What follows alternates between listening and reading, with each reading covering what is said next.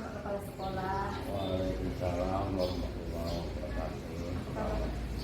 Kabarnya hari ini Pak? Kabarnya sehat walafiat, tidak ada yang apa-apa. Kabar ini sehat. Terima kasih Pak atas kelonggaran waktunya hari ini. Semoga kita bisa bertemu dan tentunya saya ingin belajar banyak. Maksud dan tugas saya terkait dengan guru penggerak angkatan ke-9 dengan modul 3.1 demonstrasi kontekstual terkait dengan pengambilan keputusan yang berbasis nilai-nilai kebajikan terutama sebagai kepala sekolah. Khususnya Bapak Supriyanto sudah menjadi kepala sekolah dalam kurun waktu yang sangat lama. Nah, tentunya mempunyai skill yang luar biasa. Kira-kira selama ini Bapak tentunya mempunyai skill yang luar biasa. Selama ini Bapak tentunya pernah nggak sih dihadapkan dengan dua hal yang mungkin dianggap sama-sama baik tetapi saling bertentangan pada saat itu? Sebetulnya nggak ada di dunia ini nggak ada yang hebat ya. Tapi yang lebih hebat itu adalah bekerja sama untuk mencari jalan yang baik ya. Nah, jadi kalau dilema itu banyak ya. Selama saya menjabat sebagai kepala sekolah yang diamanahkan untuk memimpin sebuah sekolah, dilema itu semuanya baik ya, enggak semuanya buruk ya. Jadi dalam mengambil keputusan harus banyak pertimbangan. Yang pertama, jangan pula sementang kita sebagai kepala sekolah kita otoriter, kita seolah-olah kita yang menentukan semua, enggak juga. Karena yang kita anggap baik belum tentu baik. Jadi perlu pertimbangan wakil kepala sekolah. Jadi kita ambil yang terbaik dari apa yang menjadi kesepakatan kita bersama, supaya yang menjadi keputusan tadi semua memahami, dapat menerima. Jadi kalau saya ada umpamanya dilema sebuah masalah, ketika saya ambil permasalahan itu saya agak benar, belum tentu. Jadi pertimbangannya harus mendengarkan kata baik guru, wakil kepala sekolah dan rekan-rekan sejawat. Tidak boleh itu. Oke, jadi semuanya harus pakai pertimbangan ya, pertimbangan dari wakil kepala sekolah, guru sekolah yang Pak. Ya. Jadi selama ini bagaimana Bapak mengidentifikasi kasus-kasus yang merupakan dilema etika atau bukan moral? Sebetulnya ini nggak jauh beda ya. Kalau dilema etika yang berkaitan etika tentu nggak jauh beda dengan moral tadi ya. Nah, ini semuanya bertujuan supaya baik ya. Hampir mirip sama. Jadi tujuannya mengambil sebuah keputusan untuk yang terbaik ya. Untuk peserta didik kita kedepannya supaya menguntungkanlah, bisa diterapkan, dijalankan. Apalah sebuah keputusan itu kalau nggak bisa dilaksanakan. Jadi kita mengambil kebijaksanaan itu atau keputusan itu dapat dipahami, dapat dimengerti oleh semua pihak dan dapat dilaksanakan. Itu yang paling utama. Jadi kalau umpamanya saya mengambil sebuah keputusan tapi tidak dilaksanakan untuk apa? Nah, jadi tujuannya ini yang dari etika moral dan sebagainya itu hampir mirip. Maka perlu pertimbangan tadi juga, harus ditanya dulu rekan-rekan guru mau wakil kepala sekolah supaya dalam mengambil keputusan itu diterima semua pihak. Ini mengidentifikasi ya Pak ya, antara dilema etika dan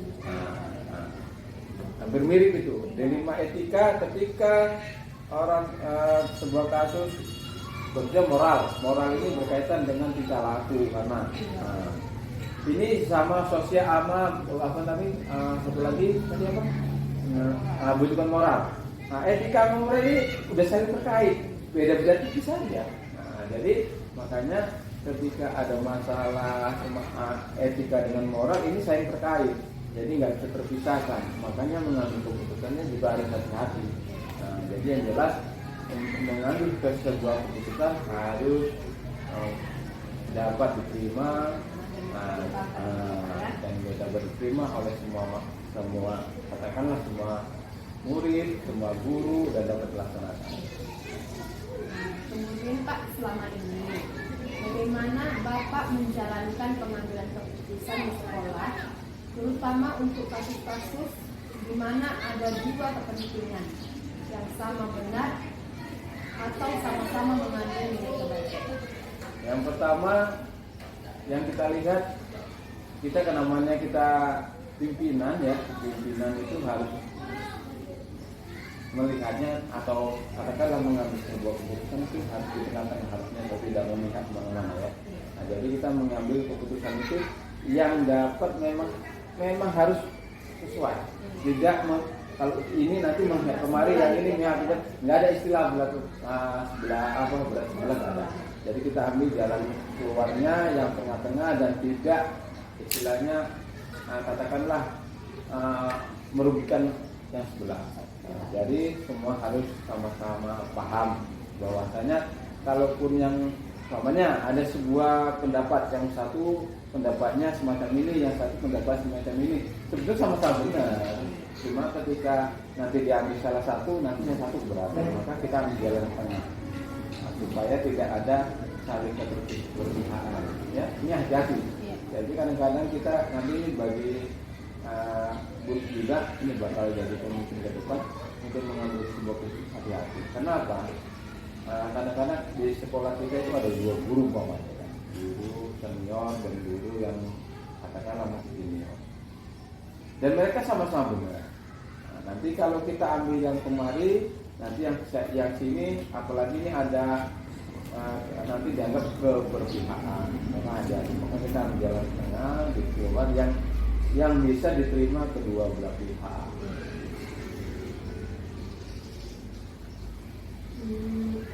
Kemudian langkah-langkah atau prosedur seperti apa yang bisa Bapak lakukan selama ini?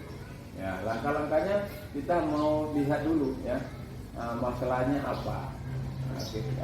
Masalah yang muncul itu apa, baru yang mau kita ambil harusnya bagaimana. Umpamanya dalam sebuah masalah kalau bisa diambil keputusan itu yang berkaitan atau yang bisa diterima oleh semua.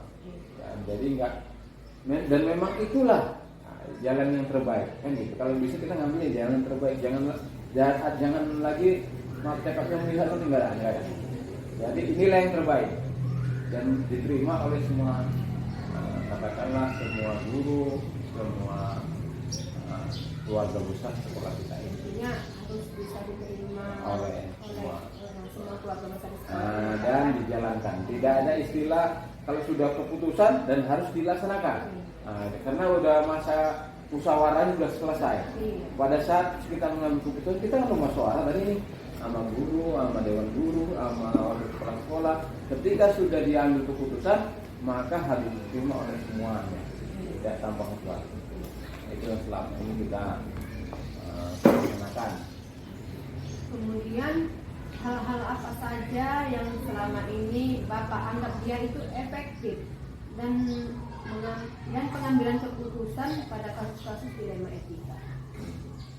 Yang pertama, ini hal yang dianggap efektif. Yang dianggap efektif itu yang pertama segera mungkin dan dapat dilaksanakan. Jangan nanti mau kita ambil keputusan terlalu dilemit sehingga susah dilaksanakan. Jadi, kita laksanakan, kita ngambil keputusannya semacam ini, yang istilahnya yang bisa dilaksanakan dan mudah. Gak usah pala dilemit kali, gak usah pala rumit kali, gak usah pala. Jadi yang kita ambil ini ada pertanyaan, kalau nggak ada pertanyaan laksanakan. Itu aja. Kemudian Pak, hal-hal apa saja yang selama ini merupakan tantangan dalam pengambilan keputusan pada kasus dilema etika ini? Nah, tantangannya yang pertama ketika tidak bisa memuaskan semua pihak ya. Nah ini tantangannya. Kadang-kadang keputusan yang kita ambil ini ada yang tidak senang, ada yang senang kan gitu. Nah, ini juga resiko. Namanya sebuah keputusan tidak mungkin memenangkan semua pihak ya. Itu wajar ya. Jadi kita mengambil keputusan itu tidak mungkin menyenangkan si A, tidak mungkin bisa menyenangkan semua pihak. Ada yang mungkin merasa tidak puas, itu biasa. Tapi yang jelas kalau sudah kita ambil keputusan maka harus bisa dilaksanakan. Jadi tidak ada alasannya begini karena sebelum diambil keputusan kita sudah musyawarah. Kita kan sering kamu sendiri kan sudah lakukan sih. Kita ketika kita rapat kita ambil keputusan kan begitu kan. Nah, jadi sudah jelas. Kemudian Pak, apakah Bapak memiliki sebuah atau jadwal tertentu dalam sebuah penyelesaian kasus dilema ini? Apakah itu Bapak langsung menyelesaikan di tempat atau memilih sebuah jadwal untuk menyelesaikannya? Nah, ini kedua-duanya bisa ya. Prosedur seperti apa ya? Nah, ini tengok situasi ya, tengok situasi. Ada kadang-kadang waktunya umpamanya ada ketika kita menghadapi sebuah masalah, mungkin pada saat itu kita lagi sibuk, maka kita bisa juga menggunakan jadwal. Ada ketika ada masalah, sebetulnya kita nggak ada waktu luang kita ada. Ya di situ kita ambil keputusan, kita bisa kita panggil seluruh guru, kita mengadakan musyawarah, rapat dan sebagainya. Jadi ketika tengok situasi ya, yang jelas tengok situasi. Kalau pada situasi katakanlah nggak sibuk atau suasananya lagi santai, maka bisa di situ kita laksanakan musyawarah untuk menentukan sebuah keputusan. Tapi kalau pada saat itu kita sedang sibuk, bisa saja dijadwal umpamanya entah 2 hari lagi atau 3 hari lagi atau lusa, ditentukan. Tengok situasi. Ini lihat keadaan dulu ya Pak ya, atau situasi. Lalu bisa diselesaikan ya Pak ya. Kemudian Pak, adakah seseorang atau faktor-faktor apa yang selama ini mempermudah atau membantu Bapak dalam pengambilan keputusan dalam kasus ini? Yang pertama itu ya guru ya, guru, tanggapan guru, kepala sekolah. Kenapa? Yang mereka yang terjelas di lapangan paham betul. Jadi kita mengambil informasi dari mereka, dari kepala sekolah dan semua pihak lah ya. Dari guru kita ambil, lalu kita dengarkan, lalu kita bisa dikasih keputusan bahwa harus kita ambil sebuah keputusan yang bisa diterima semua pihak. Jadi dalam mengambil keputusan itu kita harus dengarkan dulu ya, dengarkan dari pihak ini, dari yang sini, dari yang sini harus kita dengarkan. Ini dari apa dulu ya Pak ya, dari kepala sekolah dan disaudarakan ya. Jadi setelah kita rangkum ini semua, lalu kita sampaikan dari hasil pengumpulan data dan informasi yang saya terima, maka data saya simpulkan data saya simpulkan, saya ambil keputusan semacam ini. Nah, jadi kita kumpulkan dulu fakta atau data yang di lapangan. Jadi tadi, baik dengan guru, baik dengan wakil kepala sekolah, baik dengan siswa, kita kumpulkan data ini. Nah, baru kita godok, baru kita keluarkan satu kesepakatan.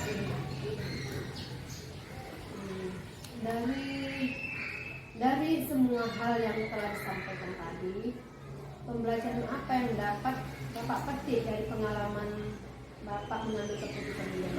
Yang pertama, pengalaman yang paling mudah itu kita jangan egois. Kenapa? Yang pertama, kita harus banyak mendengar, kita harus banyak melihat ya. Jadi kita tampung semua aspirasi, kita tampung semua katakanlah informasi, kita tampung, lalu kita godok ya, artinya kita lebur, lalu kita ambil lah keputusan. Jadi intinya mudah karena ada guru-guru atau katakan kepala sekolah yang mau kerjasama untuk mencari solusi. Jadi mereka sudah, kalau mau saya tanya ini gimana menurut ibu, nanti mereka mengeluarkan solusi, yang ini keluarkan solusi, lalu saya akan menggodok solusi ini menjadi sebuah usaha. Jangan ada ya, nggak ada. Demikianlah percakapan kita hari ini. Terima kasih untuk Bapak Kepala Sekolah atas waktunya. Saya sudahi. Assalamualaikum warahmatullahi wabarakatuh. Waalaikumsalam warahmatullahi wabarakatuh.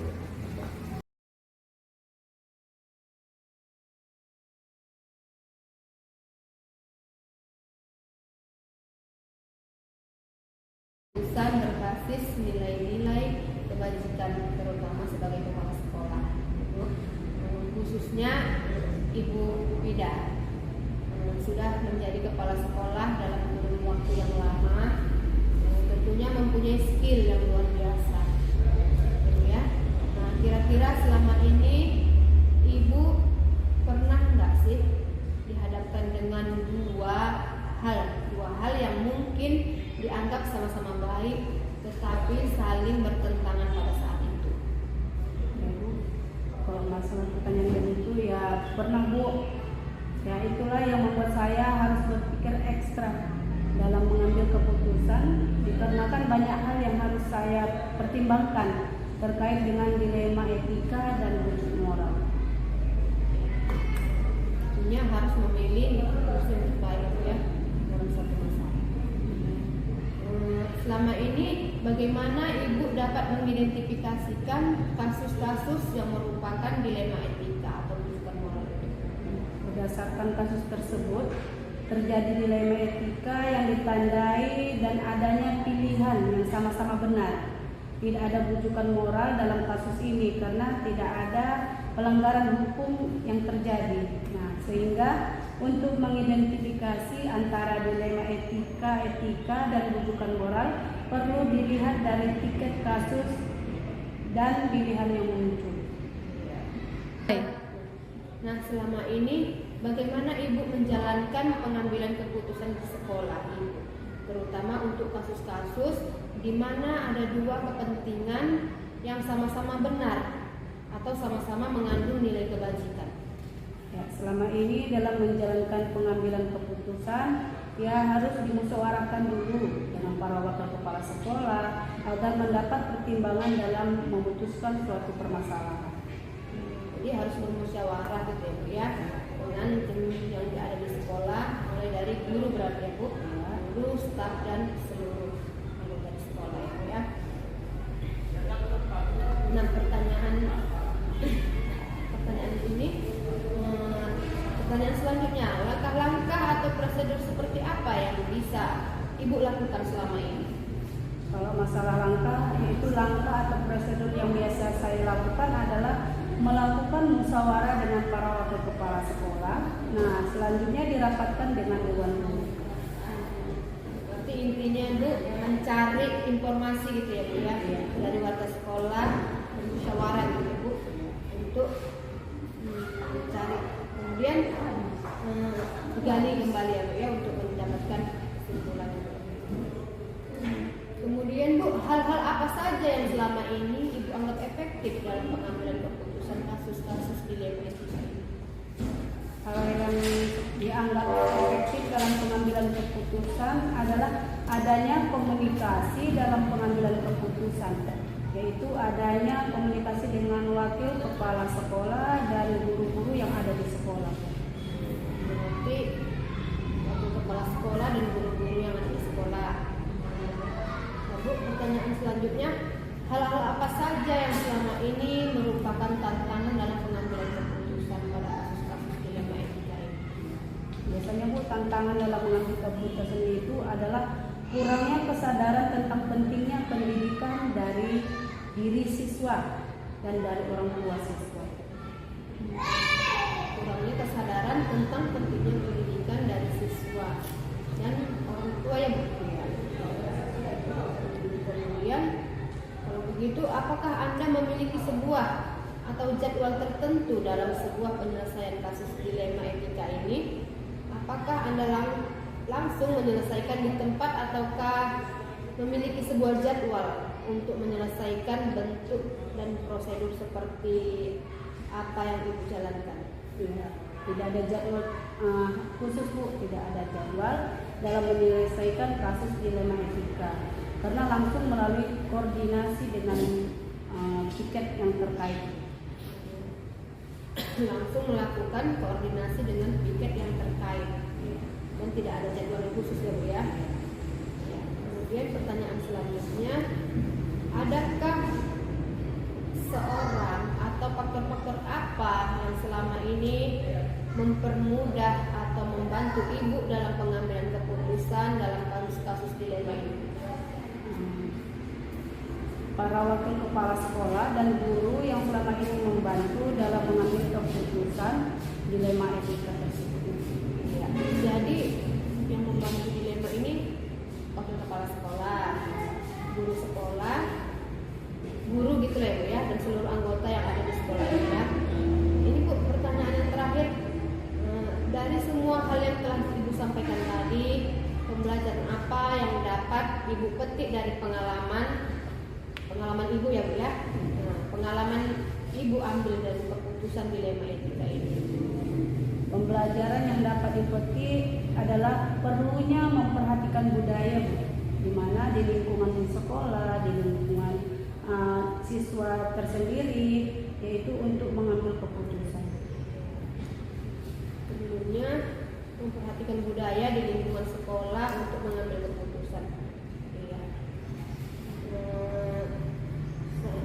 Terima kasih Bu, saya rasa dari pertanyaan ini sudah dapat membantu pada saya, dan semua akan saya jadikan